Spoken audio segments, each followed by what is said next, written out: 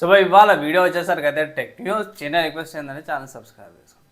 First చూసుకుంటే Asus వాళ్ళ నుంచి అన్నమాట. సో ఆసూస్ వాళ్ళది ROG Zephyrus Duo G14 ల్యాప్టాప్కి సంబంధించిన ప్రైస్ అయితే బయటపడ్డది. ఇది 2,00,000 రూపాయల ల్యాప్టాప్ అనమాట. సో ఏదైనా స్పెషాలిటీ ఏంటంటే డ్యూయల్ డిస్ప్లేతో పాటు కూడా వస్తుంది అండ్ 5060 గ్రాఫిక్ కార్డ్. ఇక్కడ వేరియేషన్ ఫీచర్స్ అంతా కూడా బాగున్నాయి. 5070 మోడల్ కూడా ఉంది. అది 3,69,990 పర్ డే 3,37,000కి వస్తుంది అనమాట. అది జెఫ్రస్ G14 ఉంది, G16 కూడా ఉంది మీకు. సో తక్కువ మరి దారుణంగా ఉన్నవి, తక్కువ 2,00,000లకు కనిపిస్తుంది నాకు. సో చూడాలి, ఒకవేళ గిట్ట మీరు తీసుకోవాలంటే మాత్రమే తీసుకోవచ్చు. జెఫ్రస్ సిరీస్ ఆఫీస్లో కాస్ట్లీ ఉంటుంది. ఇండియాలో అప్పుడైతే అవైలబుల్ ఉంది, మీరు పర్చేస్ చేసుకోవచ్చు. నా ఒపీనియన్లో అఫీషియల్ స్టోర్స్కి వెళ్ళి పర్చేస్ చేసుకొని అంటారు. అండ్ నెక్స్ట్ మోటరోలా వాళ్ళు Motorola edge 70 max smart phone అయితే లీక్స్ ప్రకారం బయటపడ్డదని అయితే అంటారు. కొన్ని ఫీచర్స్ అయితే ఇక్కడ లీక్ అయినాయి అయితే అంటారు.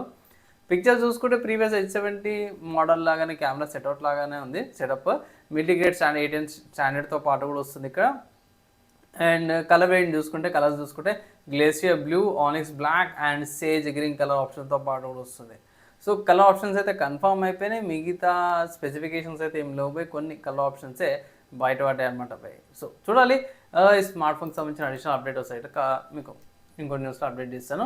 అండ్ నెక్స్ట్ చూసుకుంటే రెడ్మీ నుంచి అన్నమాట. సో రెడ్మీ వాళ్ళ రెడ్మీ నోట్ 17 సిరీస్ ఏదైతే ఉందో లీక్ అయిపోయింది అనుకోవచ్చు. ఇక్కడ 9,000 mAh బ్యాటరీ, స్నాప్డ్రాగన్ 6 సిరీస్ చిప్సెట్తో పాటు కూడా వస్తుంది అనేసి అయితే అంటారు. 17 సిరీస్ ప్రకారం కూడా చూసుకుంటే 4 మోడల్స్ ఉంటాయి. చైనా లీక్ అయిందనేసి అయితే వీళ్ళు ఇక్కడ మెన్షన్ అయితే చేస్తారు అన్నమాట. అండ్ నెక్స్ట్ వచ్చి రియల్మీ నుంచి అన్నమాట. సో రియల్మీ వల్ల రియల్మీ P4X ఏదైతుందో గ్లోబల్ వేరియంట్ లాంచ్ అయింది. 8,000 mAh బ్యాటరీ, 6.8 ఇంచెస్ డిస్ప్లేతో పాటు కూడా వస్తుంది. 4G స్మార్ట్ ఫోన్ అన్నమాట. బాగా మర్చిపోండి, 5G కూడా కాదు, 4G స్మార్ట్ ఫోన్ వస్తుంది 2026లా. సో ఇక్కడ 45 hours charger, 8,000 mAh battery, 4G, 6.8 inches octa core ప్రాసెసర్తో పాటు కూడా వస్తుంది. 50 మెగాపిక్సెల్ కెమెరా, 120Hz రిఫ్రెష్ రేట్తో పాటు వస్తుంది. 4GB and 2GB storage and MediaTek ప్రాసెసర్తో పాటు కూడా వస్తుందని అయితే అన్నారు 4X ఏదైతే ఉందో. అండ్ నెక్స్ట్ చూసుకుంటే నథింగ్ వాళ్ళ 4B స్మార్ట్ ఫోన్కి సంబంధించి లాంచ్ కన్ఫర్మ్ అయిపోయింది.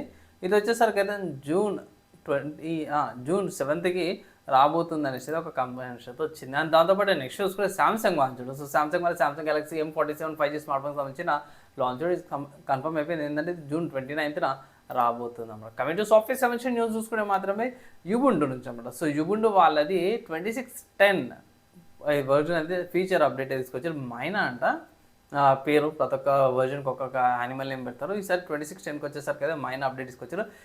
దీని స్పెసిఫిక్ ఏంటంటే AI powered privacy and local ఫీచర్స్తో పాటు వచ్చింది.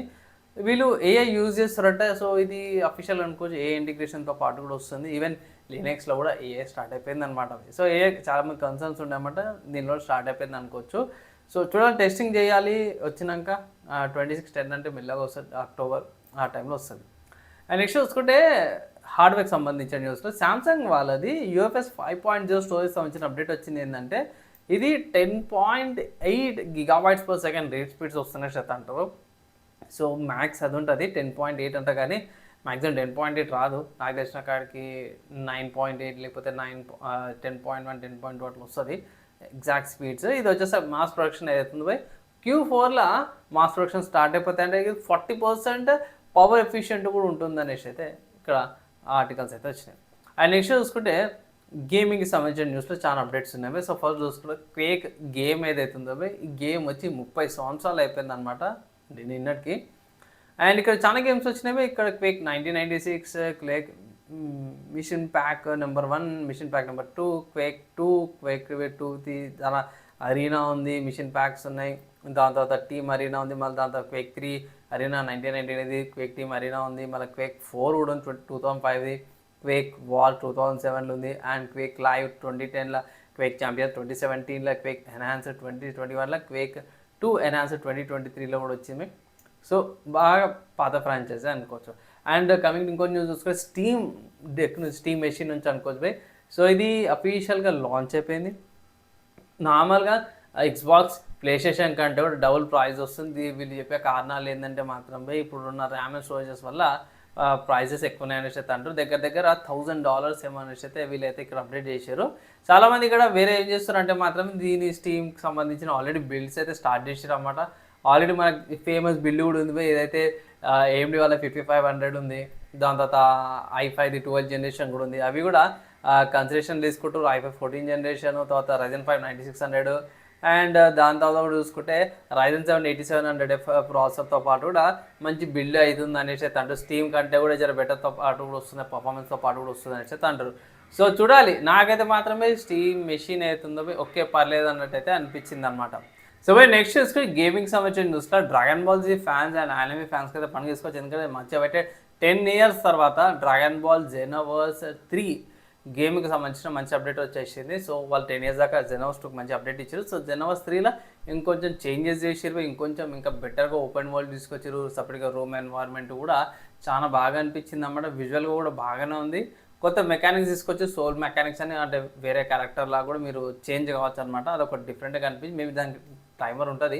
సో నాకైతే మంచిగా అనిపించింది. డ్రాగన్ బాల్ ఫ్యాన్స్కి అయితే ఇంకా బాగా అనిపిస్తుంది. గేమింగ్ కోసం అయితే నేను కూడా వెయిట్ అయితే చేస్తున్నాను. అండ్ ఇవి ఇవాళ నా tech news, game news, hardware సాఫ్ట్వేర్కి సంబంధించిన న్యూస్. నచ్చింది, మంచిగా అనిపించింది అంటే లైక్ అండ్ షేర్ చేయండి. నెక్స్ట్ వేళ కలుసుకుందాం.